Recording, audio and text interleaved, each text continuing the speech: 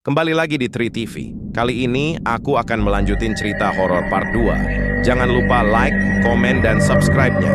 Besoknya, gue bangun dengan kepala agak berat. Malam itu gue emang tidur gak nyenyak. Setelah suara langkah itu, gak ada apa-apa lagi sih. Tapi perasaan gue kayak gak tenang. Kayak ada yang ngawasin dari balik jendela. Tapi ya gue pikir mungkin cuman efek cerita horor semalam. Lagi pula, gue kesini buat nenangin diri, bukan buat mikirin hal-hal yang bikin tambah stres. Pagi-pagi, Pak Siman ngajakin sarapan bareng. Istrinya udah nggak ada, jadi masakannya simpel, tapi tetap aja hangat dan enak. Telur dadar, sambal terasi, nasi hangat. Roni kelihatan agak diem, nggak banyak ngomong kayak kemarin. Matanya agak sembab, kayak orang yang kurang tidur. Gue nanya, "Lu kenapa, Ron?" Dia cuma geleng pelan. "Malam tadi kayak ada yang jalan deket rumah, aku denger langkahnya, Bang. Pelan banget, tapi berat. Kayak nyeret sesuatu." Gue jadi diem. Karena gue juga denger suara aneh. Tapi gue nggak bilang ke dia. Mungkin karena nggak mau makin tegang, gue cuma lempar senyum tipis. "Mungkin suara hewan, Ron. Di sini banyak anjing liar ya?" Dia nggak jawab. Matanya justru makin kelihatan gelisah. Hari itu gue habisin waktu di tepian danau lagi. Suasana desa masih tenang. Tapi entah kenapa, sekarang tiap kali gue nengok ke arah makam tua yang kata mereka keramat itu, bulu kuduk gue langsung berdiri. Gue nggak pernah ke sana. Bahkan warga pun kelihatan kayak menghindari tempat itu. Bahkan anak-anak kecil yang main layangan pun nggak pernah lari ke arah sana. Padahal cuma sekitar 200 meter dari pinggir rumah Pak Siman sore hari, langit agak mendung. Angin dari danau mulai dingin. Gue balik ke rumah lebih awal. Roni nggak kelihatan. Katanya bantu tetangganya yang mau panen sayur. Gue sendirian di rumah sama Pak Siman. Kita ngobrol sebentar di tenda. Masuk kamar. Gue masih di luar, dimanglain dan makan gelap. Namun pikiran gue udah kemana-mana. Terutama ke cerita semalam. Jam 10 malam, rumah udah sepi. Lampu tinggal nyala di ruang tengah dan kamar gue. Gue rebahan sambil buka catatan kecil yang biasa gue isi tiap perjalanan.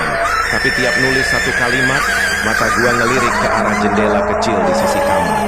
Entah kenapa, gue ngerasa kayak ada sesuatu di luar sana. Bukan apa-apa, tapi kayak energi yang aneh. Bukan suara, bukan bayangan, tapi rasa.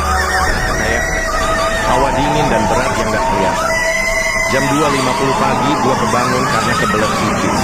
Gue ngerasa mual dikit karena udara dingin banget, lebih dingin dari biasanya.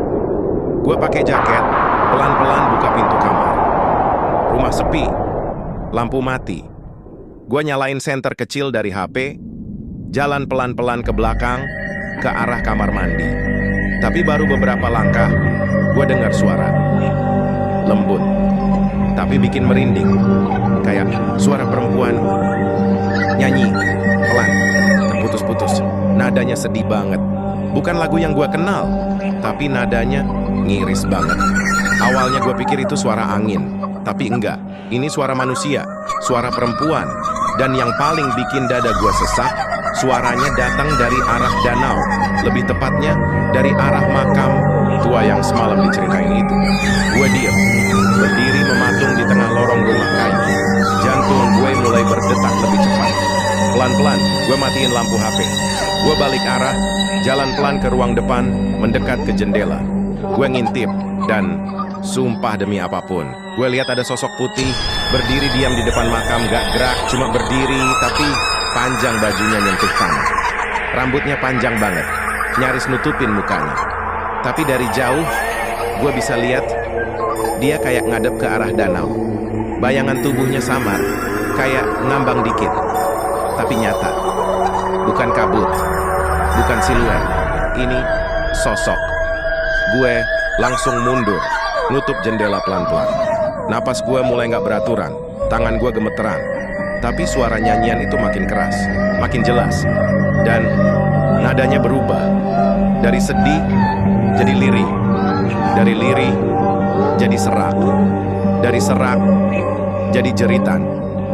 Jeritan, bener-bener jeritan panjang, kayak orang kesakitan, atau ditinggal, atau nahan sesuatu yang gak sanggup dia ungkapin. Gue gak bisa gerak, kaki gue lemes. Gue cuma duduk di pojokan kamar, tangan nutup kuping.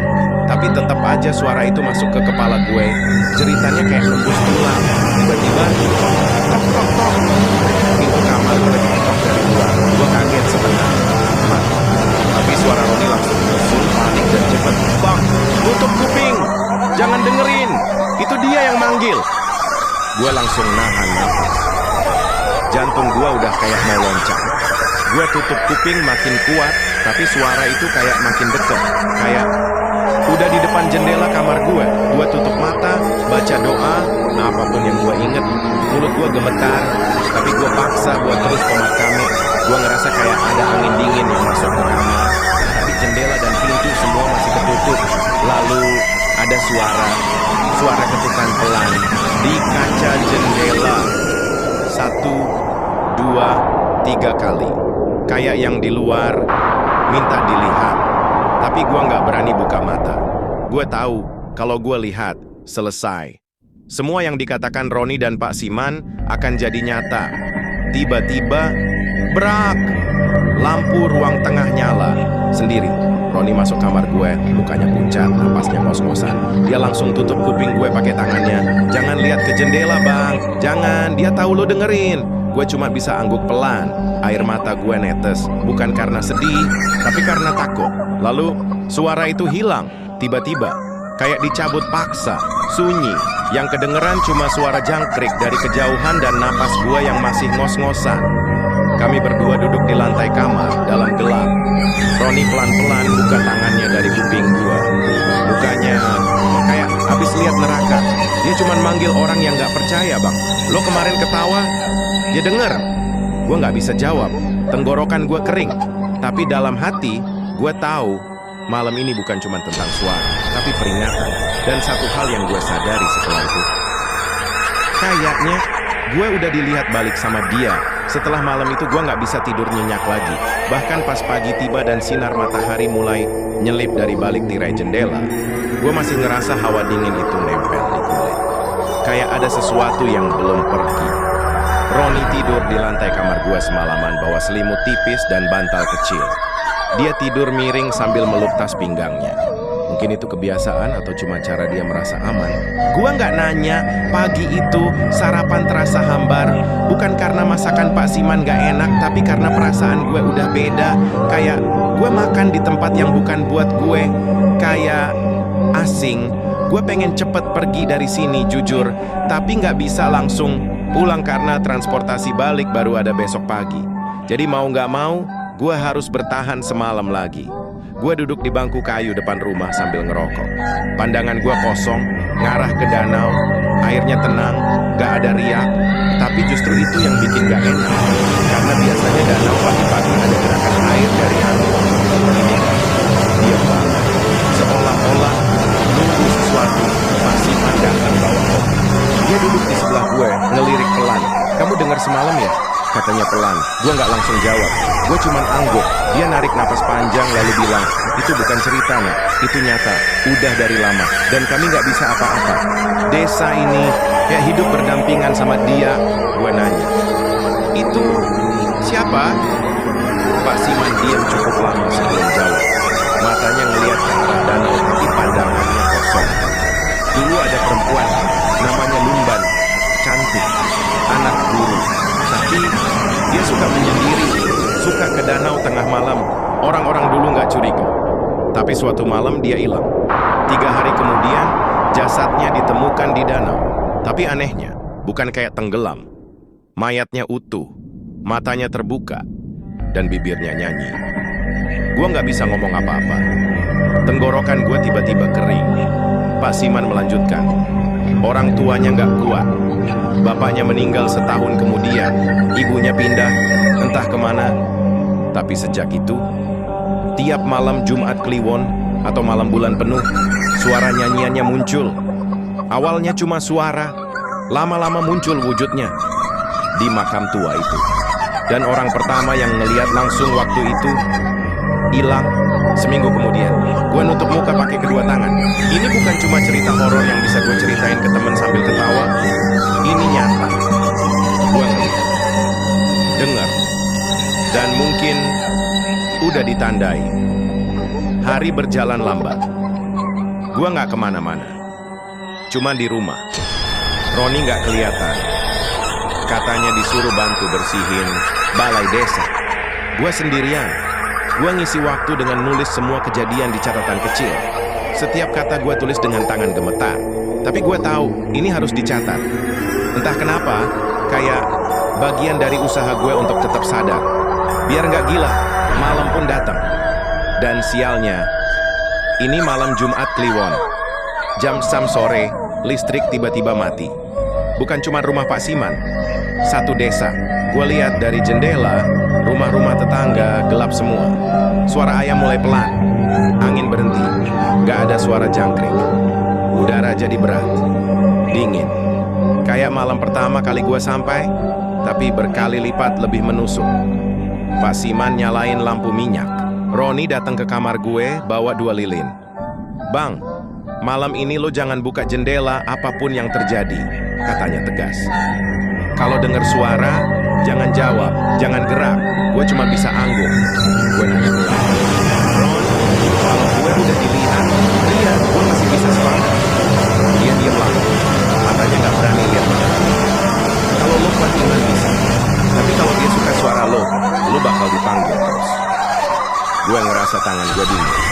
Serius dingin. Bukan cuma karena udara, tapi karena takut. Ketakutan yang kayak ngeresap ke tulang. Jam 9 malam gue di kamar. Gue duduk di pojok, jauh dari jendela. Lilin kecil gue taruh di atas meja, deket tas. Suasana sunyi banget. Gak ada suara motor, gak ada anjing, gak ada angin. Cuma diam. Dan lalu, jam 2 pelan pagi, gue kebangun. Entah kenapa, tapi gue tahu. Waktunya udah deket. Gue dengar suara. Bukan nyanyian dulu, tapi kayak gesekan ranting. Pelan, tapi deket. Kayak ada yang jalan pelan-pelan di halaman rumah. Napas gue mulai berat. Jam 3 sampai tadi, suara nyanyian itu mulai lagi. Kali ini jelas, jelas banget. Manik-manik jatuh ke danau. Suaranya pelan, tapi ngiris. Dan kayak makin dekat. Padahal jendela gue tertutup. Gorden tertutup. Gue nggak berani gerak. Gue tutup kuping, baca doa. Tapi tangan gue lepas sendiri. Kayak ada yang narik kuping gue untuk dengar lebih jelas.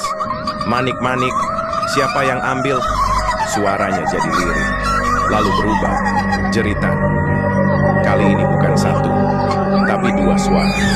Satu nyanyi, satu cewek, satu nangis, satu ketawa. Campur. Jadi satu. Gue teriak, tapi nggak keluar suara. Tenggorokan gue ketahan. Lidah gue keluh. Gue cuma bisa buka mulut, tapi suara gue ketelan. Lalu, jendela kamar gue bunyi. Ketuk, ketuk, pelan, tapi terus menerus. Lihat aku, suara perempuan itu kayak ada di belakang kepala gue. Lihat aku, gue merem. Kuat-kuat, tapi rasa panas tiba-tiba nyambar ke pundak gue. Kayak ada yang napas di belakang gue. Aku di sini, gue buka mata, cuma tembok. Tapi napasnya masih ada. Gue berdiri, mau lari keluar kamar. Tapi pintu gue nggak bisa dibuka. Ketika gue balik badan, jendela gue terbuka sendiri. Dan di situ, dia berdiri putih. Rambut panjang, mata hitam. Mulutnya penuh darah, tapi tetap nyanyi. Mulutnya bergerak, tapi suara datang dari segala arah. Gue pingsan, gue nggak inget apa-apa. Sampai pagi, pas gue sadar gue udah di ruang tengah rumah Pak Siman. Roni duduk di samping, megang tangan gue. Mukanya tegang, tapi dia lega lihat gue bangun. Bang, lu ketemu dia ya? Gue cuma bisa anggung pelan. Tenggorokan gue kering. Roni narik napas panjang. Lu masih bisa pulang, tapi jangan pernah cerita ini kayak lelucon. Jangan pernah ketawain, karena sekali dia dengar, dia bakal datang lagi. Hari itu juga gue ninggalin desa Silintong. Pak Siman nganter gue sampai dermaga. Roni nggak ikut. Katanya dia sakit kepala.